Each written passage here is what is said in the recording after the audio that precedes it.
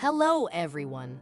I'm Ellie, and my story revolves around the time when my father passed away. While I anticipated it would be a somber experience, what I didn't foresee was that my father would leave me with a monumental family secret that would completely reshape my world. I want to urge you not to pass judgment on my father until you've heard the whole story. I grew up with just my father. My mother passed away when I was only 2 years old, so he single-handedly raised me. However, when I reached about 15 years of age, my father fell seriously ill. As he grew older, he became increasingly bedridden, which left me feeling profoundly despondent. This period in my life was incredibly challenging, especially since I struggled to come to terms with it. The tension between my father and me became almost unbearable because we both knew that his time was running out. During this trying period, I began to ask him a multitude of questions about our family, topics we had never really discussed before. You see, I had no one else to turn to, no extended family. I often wondered why my grandparents hadn't had more children. I always resented the fact that he never provided satisfactory answers when I examined his old family photographs. It was particularly frustrating when I inquired about the little girl who appeared in every single picture. On one occasion, he told me she was their neighbor's daughter whom they were caring for after her parents passed away. However, when I asked him about her again sometime later, he claimed she was his cousin who had died at a young age. His story was never consistent, and he frequently forgot the lies he had told me. This inconsistency raised red flags for me, and when I confronted him, he became angry and declared that it was none of my business.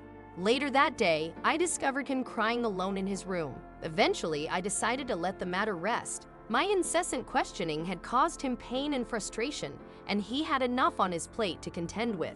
When I turned 18, my father passed away. I knew this day would inevitably come, as we had numerous discussions about what would change once he was no longer with us. However, it still hit me hard to know that he wouldn't be there anymore. On the day of his funeral, I was surprised by the number of people who showed up, even though we didn't really know many people. It was mostly my dad's acquaintances from the hospital and our neighbors. They couldn't exactly be called friends because none of them knew him that well, but it was kind of them to pay their respects. That day, I greeted mourners, shook hands, received hugs, and thanked everyone for coming before they left. By the end of the day, my father was gone, and I was all alone. A few months after the funeral, I felt ready to move on. I was about to start college and was excited to embark on a new chapter in my life. Every week since his passing, I visited his grave to replace the flowers on his headstone and have a one-sided conversation with him. I would share my problems and contemplate how he might have reacted if he were still with me.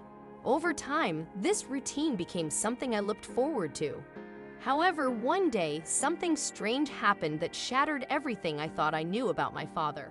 I began to notice that about once a week, someone would leave peculiar flowers at my father's grave. Initially, I didn't pay it much mind, but as time passed, my curiosity grew.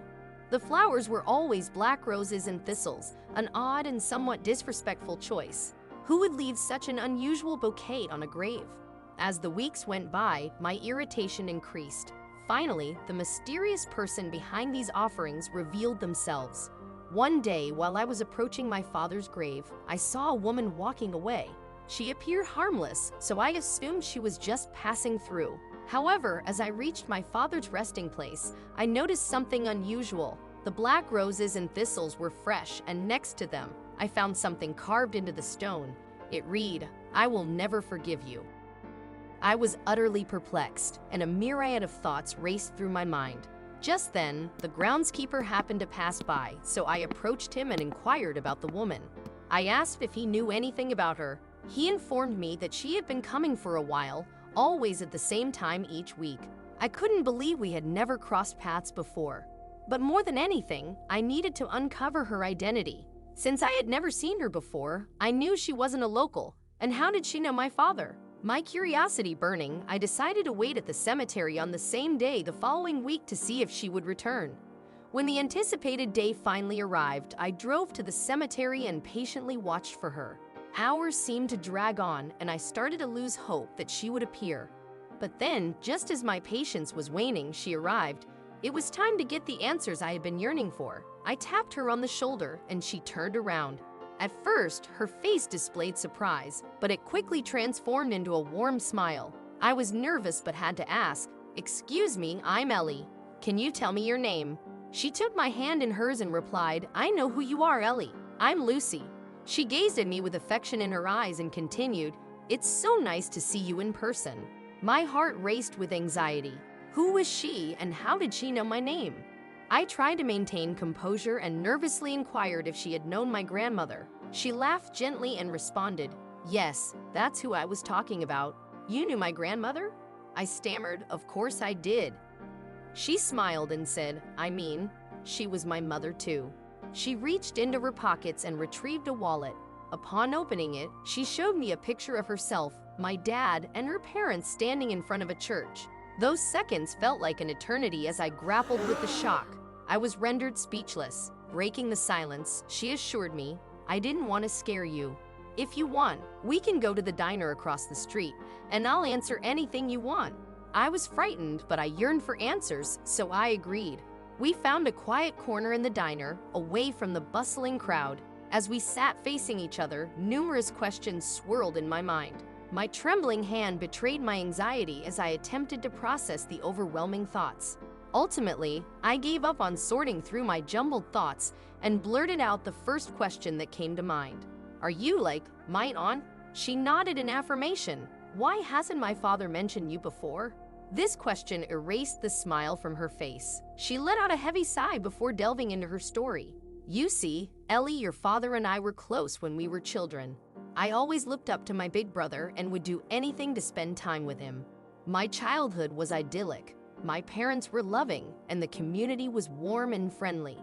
My father, a local pastor, held a respected position, and we too looked up to him in many ways. We never wanted to disappoint him. However, in my early teens, I came to a significant realization. I was a lesbian. I developed strong feelings for a girl, and we began dating discreetly. Her father was the first to learn of our secret, and he promised to keep it until I was ready. Unfortunately, he broke that promise, revealing the truth to our families. Our mother was shocked, and our father, well, he was furious. He shouted and tried to pressure me into changing my mind, as if it were a choice. When they saw that I wouldn't change, they ultimately made the painful decision to kick me out of the house. I wasn't entirely surprised by their actions, but what truly hurt was when I turned to my big brother, expecting support, and he turned away. It was devastating. Our parents could barely look at me, and my brother aligned with everything our father said. I left home, and my girlfriend helped me start anew. For a long time, that was the last I heard from my family until recently. She handed me a letter, and it was from my father. The letter read, "Dear Lucy, I know I wasn't there for you when you needed me, and I have no right to ask you to be there for me. But I hope that you will consider forgiving me. There's more I'd like to say in person, but I'm afraid I've wasted too much time. I have a daughter. Her name is Ellie. I haven't told her about you, but I would love for you to meet her. Only if it's okay with you, of course.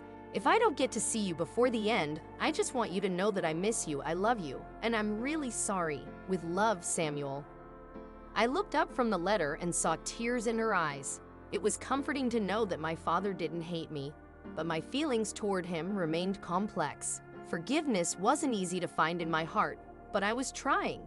At that moment, everything started to make sense, and I couldn't be angry with her. She was clearly harboring her own anger towards my father for valid reasons, and she never received closure. I reached out and held her hand, assuring her that I would be there for her from now on because she was my family, and I was more than eager to meet her and finally uncover our family's secret.